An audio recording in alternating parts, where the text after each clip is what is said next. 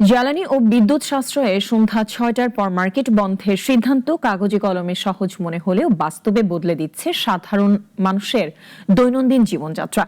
২ দিনের অভিজ্ঞতায় কর্মজীবী মানুষ থেকে শুরু করে ক্ষুদ্র ব্যবসায়ী সবার জীবনেই পড়ছে এর প্রভাব। বিস্তারিত জানাচ্ছেন সহকর্মী প্রিয়ন্ত মজুমদার। সকাল থেকে ব্যস্ততা, দিনভর কাজের চাপ, সবশেষে একটু সময় মেলে সন্ধ্যায়। আর সেই সময়টুকুতেই চলে প্রয়োজনীয় কেনাকাটা। কিন্তু সময়সীমা বদলে দিয়েছে মানুষের সেই চেনা রুটিন। কর্মজীবী মানুষেরা বলছেন, সন্ধ্যা ৬টার পর দোকান বন্ধ থাকায় প্রয়োজনীয় জিনিস কিনতে না পেরে পড়তে হচ্ছে বিড়ম্বনায়। আমরা তো সারাদিন পরিশ্রম করি, কাজ করি, বিভিন্ন ধরনের কাজ করি, কাজ করে যখন বাসায় যাই, বাসায় যাওয়ার পর আমরা পরবর্তীতে ৬টার দিকে অবসর হয়ে মার্কেটে যেতে হয়। যখন মার্কেটে যাওয়ার সময় হয়, বাজার সদাই করার সময়, তখন মার্কেট বন্ধ হয়ে যায়। সরেজমিনে কিছু এলাকায় সময় মতো দোকান বন্ধ হলেও অনেক জায়গায় আংশিক কার্যক্রম দেখা যাচ্ছে। বিশেষ করে ব্যস্ত বাণিজ্যিক এলাকায় নির্ধারিত সময়ের পরেও চলছে সীমিত পরিসরে কেনাবেচা।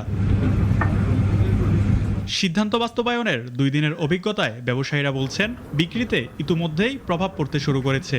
সন্ধ্যার ব্যস্ত সময়টুকু হারিয়ে আয় কমে যাওয়ার শঙ্কা আরও বেড়েছে। সিদ্ধান্ত বাস্তবায়নের ২ দিনের অভিজ্ঞতায় ব্যবসায়ীরা বলছেন, বিক্রিতে ইতিমধ্যেই প্রভাব পড়তে শুরু করেছে।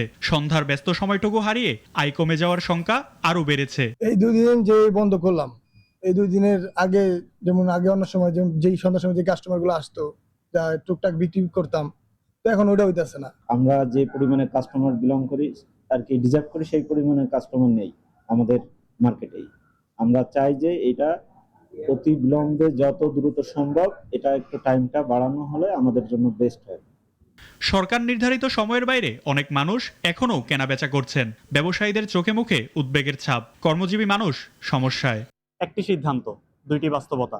একদিকে জনগণের দৈনন্দিন জীবনের চাপ, অন্যদিকে সরকারের বিদ্যুৎ ও জ্বালানি সাশ্রয়ের লক্ষ্যমাত্রা।